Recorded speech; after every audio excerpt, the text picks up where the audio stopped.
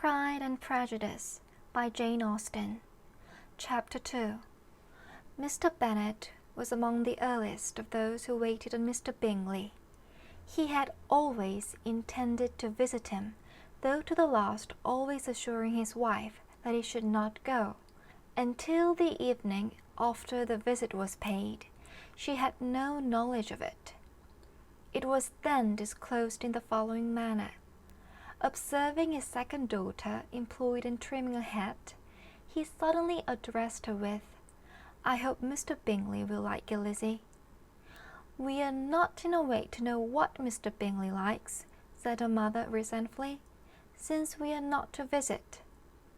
"But you forget, mamma," said Elizabeth, "that we shall meet him at the assemblies, and that Mrs. Long promised to introduce him."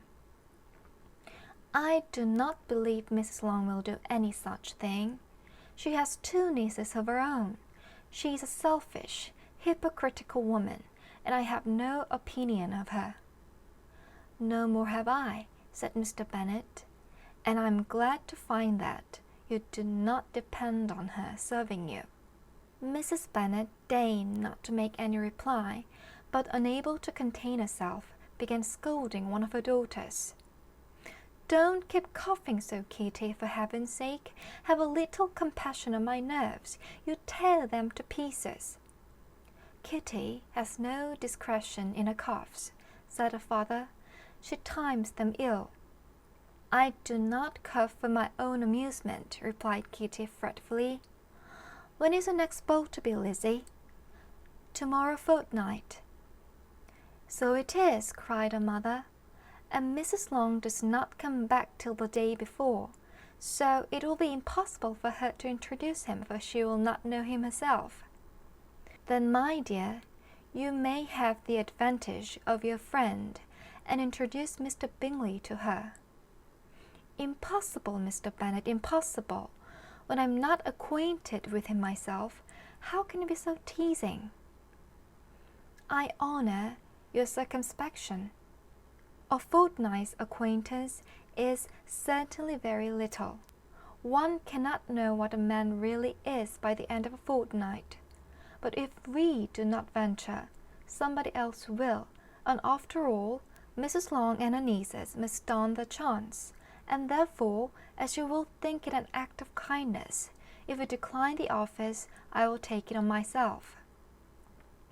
The girls stared at their father. Mrs. Bennet said only, "Nonsense, nonsense." "What can be the meaning of that emphatic exclamation?" cried he. "Do you consider the forms of introduction and the stress that is laid on them as nonsense? I cannot quite agree with you there. What say you, Mary? For you are a young lady of deep reflection, I know, and read great books and make extracts." Mary wished to say something very sensible, but knew not how. "While Mary is adjusting her ideas," he continued, "let us return to Mr. Bingley." "I am sick of Mr. Bingley," cried his wife. "I am sorry to hear that, but why did not you tell me so before?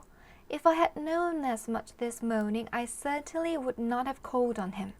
It is very unlucky, but as I have actually paid the visit, we cannot escape the acquaintance now." The astonishment of the ladies was just what he wished, that of Mrs. Bennet perhaps surpassing the rest, though when the first tumult of joy was over, she began to declare that it was what she had expected all the while. "How good it was in you, my dear Mr. Bennet! But I knew I should persuade you at last. I was sure you loved your girls too well to neglect such an acquaintance. Well, how pleased I am!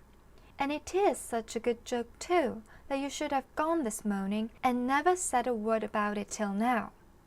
Now, Kitty, you may cough as much as you choose," said Mr. Bennet, and as he spoke, he left the room, fatigued with the raptures of his wife. "What an excellent father you have, girls," said she, when the door was shut. "I do not know how you will ever make him amends for his kindness, or me either for that matter. At our time of life, it is not so pleasant, I can tell you, to be making new acquaintance every day, but for your sakes we would do anything. Lydia, my love, though you are the youngest, I dare say Mr. Bingley will dance with you at the next ball." "Oh," said Lydia stoutly, "I am not afraid, for though I am the youngest, I am the tallest." The rest of the evening was spent in conjecturing how soon he would return Mr. Bennet's visit, and determining when they should ask him to dinner.